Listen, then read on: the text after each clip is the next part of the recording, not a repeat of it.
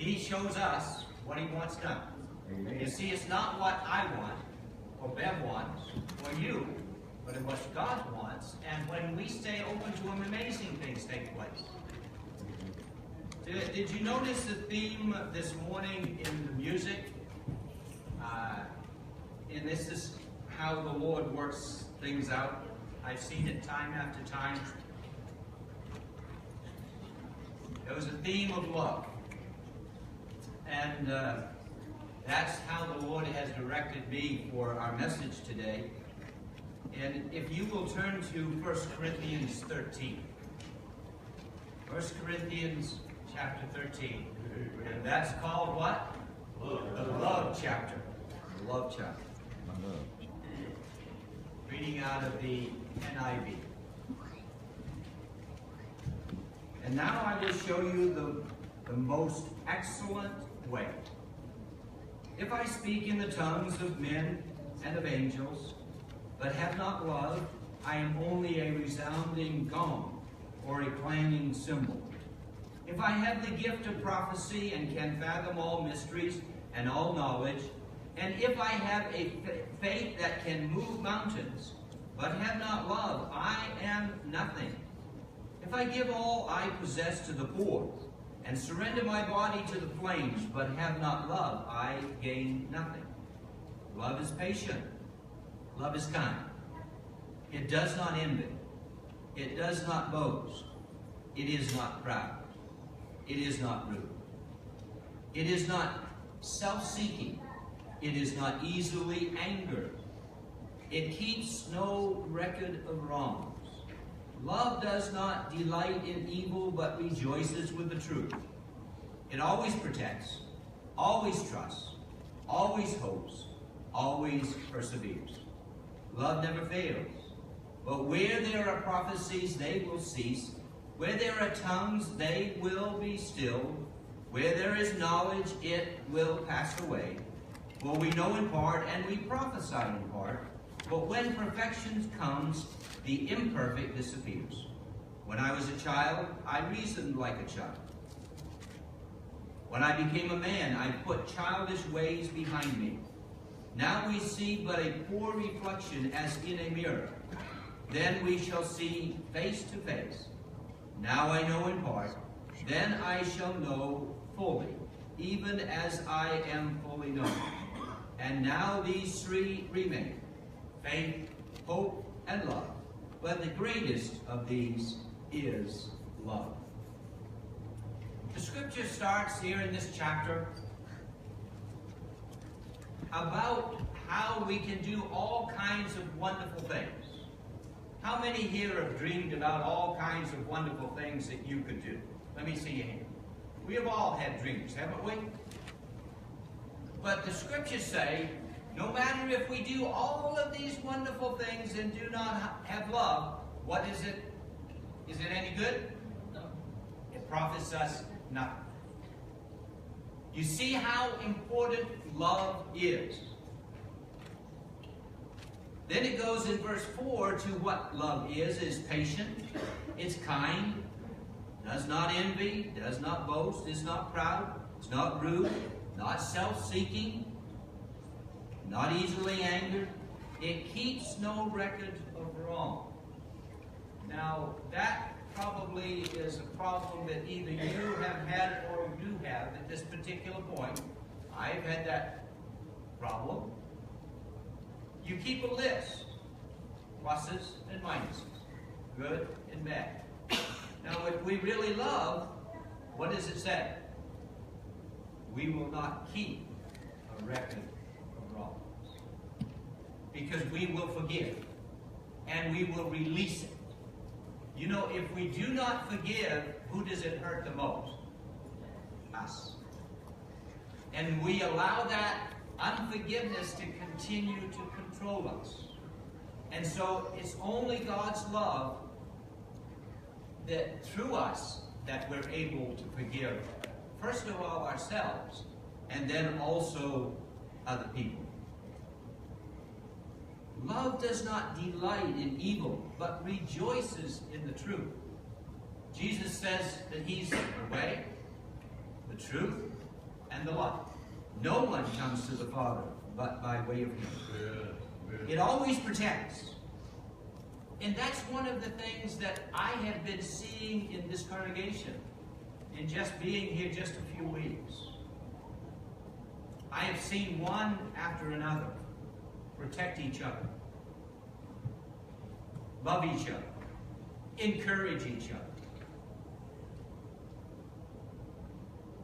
That is absolutely amazing. And I thank you for your openness to the Lord, because we as a congregation cannot do that unless God does that in us first and then through us. God does it. We need to give him the praise. And in verse 8 it says, love never fails.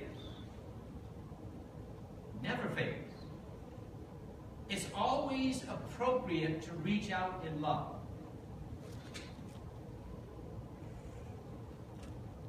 What did Jesus do when he was being crucified?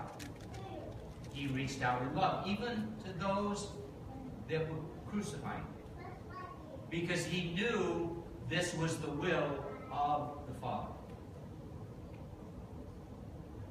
And it's good to know that the Father is in charge of everything, the whole world, because he made the world. And so he's in charge of our lives if we allow him to be, but he will be in final charge of what happens where we spend eternity. Love never fails. But where there are prophecies can be really good. Prophecy can be to foretell the future, or it can be foretelling the gospel or the message of the scriptures that God has already, through his servants, written down in the Bible. They will cease, because when we know everything, when we're in heaven, God knows everything and we'll be with him, and there will not be needs of that at that particular point. Where there are tongues, they will be still. Where there is knowledge, it will pass away.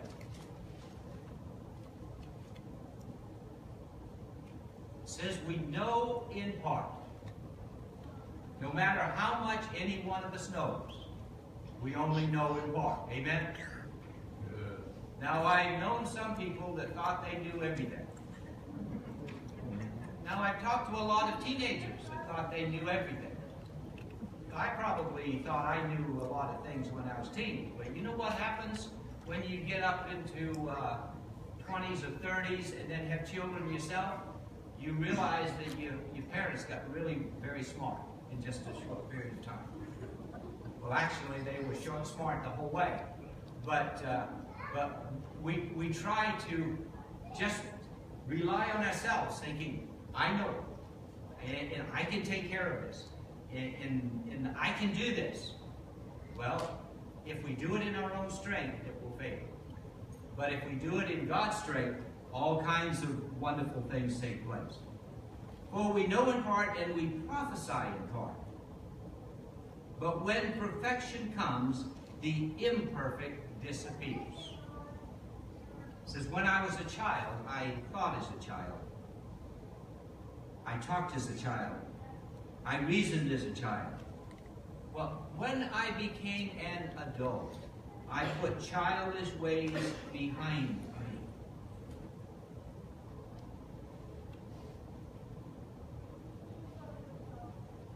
We need to be open to what the Lord wants and be mature in that relationship with him, so we understand and we do not just make decisions as a child would, but as someone who knows our Heavenly Father in a very intimate way. Now we see through a poor reflection in a mirror. Then we shall see face to face. Now I know in part. Then I shall know fully, even as I am fully known. And now these three remain, faith, hope, and love. But the greatest of these is love. I have read through the scriptures many, many times. I've read this part of the scriptures many, many times. But in preparing for this message, I saw something that I had never seen before. And that is something that each one of us need to be mindful of. If we're reading the scriptures and know everything in them, we're not following in the light what God is giving to us right now. Amen? Now that's good for the past, what we have read before. But we can read something 50, 100 times and then read it again and something pops out at us that we've never seen before. That's the Holy Spirit. That's the Holy Spirit giving us insights. Now, just as a few weeks ago, I had never seen in Matthew the sequence of Jesus' ministry. He started with his baptism, and then he went to going out into the wilderness, the Spirit directing him into the wilderness for 40 days and 40 nights to be tempted of the devil. Then he starts to preach. Then he goes and contacts some of his disciples that the Father was giving to him. And then he started healing. Just as I had never seen that sequence before I preached in that area a few weeks ago. So I have never seen this before. You see, we put a lot of emphasis on gifts. Gifts for this and that and all kinds of things. Some people have said to me, if I could only preach like Billy Graham, I'd be okay. I said, no, you won't. Or if I could only sing like somebody else, no, you won't. You see, it is chapter 12 that speaks about the gifts, the spiritual gifts, the perspective of one body in many parts. And then it's chapter 14 that goes back to the gifts again. Gifts of prophecy, gifts of tongues or languages, and orderly worship. But you see what's sandwiched in between chapter 12 and chapter 14. It is the love chapter. And it says we can use all of these gifts that we want to use. And if they are not allowing the love to flow through those gifts, it's not going to profit us at all, and it's not going to profit anybody else at all. Amen? We need to really see this. Now, I've been living this for many years, trying to, but I had never seen how that it just makes a lot of sense. When we start thinking about the gifts, and every one of us has at least one gift. I've had ones in different churches that have tried to tell me, Pastor, I don't have any gifts. And I would say, oh yes you do. God's given you at least one. And He wants you to use those gifts, whatever they are, for Him. But He wants the love to flow through you and flow through that gift or gifts that He's given to you for there to be any spiritual life in you as well as in other people. Let's go to Matthew chapter 22, verses 34 to 40.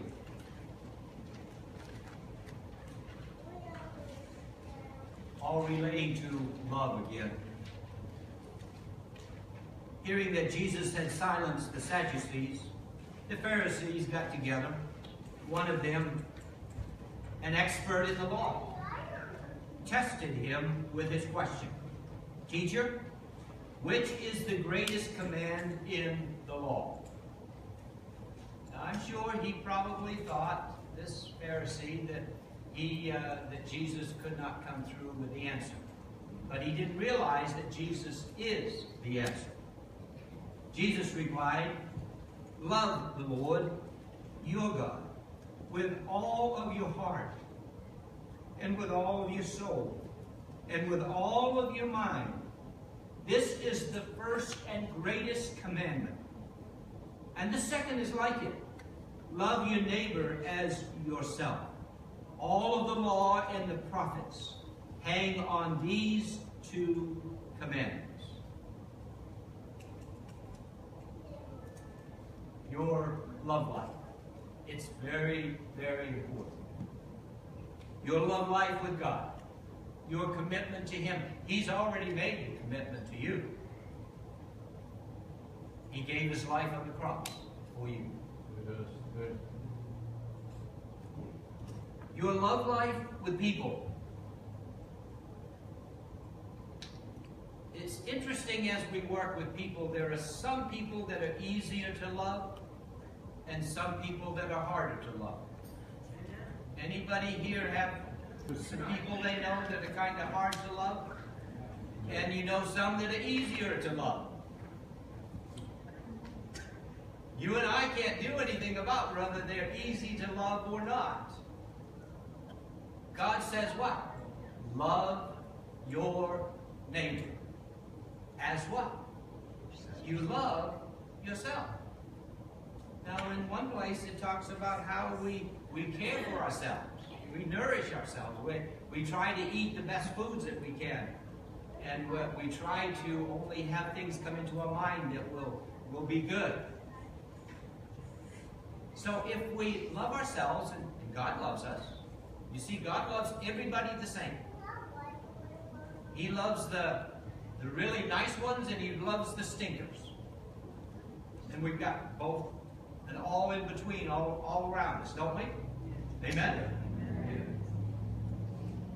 Now it's easier to love some, and sometimes we're drawn to the ones that are easier to love. But I need to tell you, God wants you to love the other ones as well. Because He even says, love those that despitefully use you. Even love your enemies. We can't do that in our own strength, but we can in God's strength. This morning, the Lord was asking me to check my love life with God, my love life with people. And maybe the Holy Spirit has been talking to you about your love life with God and with people. In just a moment, I'm going to go down to the altar and kneel here and pray some more about my love life with God and with people. And I would invite you to come to the altar, the front seats, or just remain where you are and pray there. But I really believe this is such a big key. So important. That we love Him first.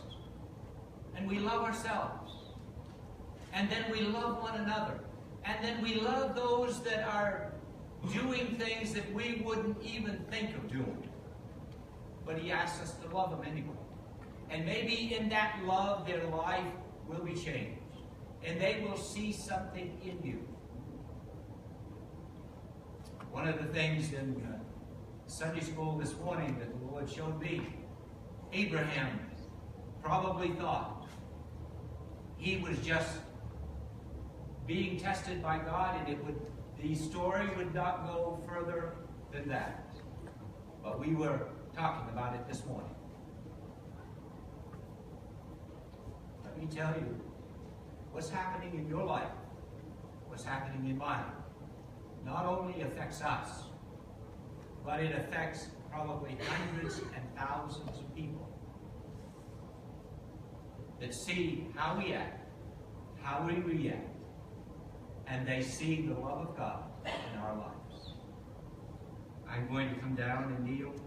And if you'd like to come and talk to the Lord as well, you can kneel here at the front, or the front seats, or somewhere where you are, or just be seated where you are. Let's talk with the Lord just for a few moments about our love, loving God, loving ourselves, loving our neighbor.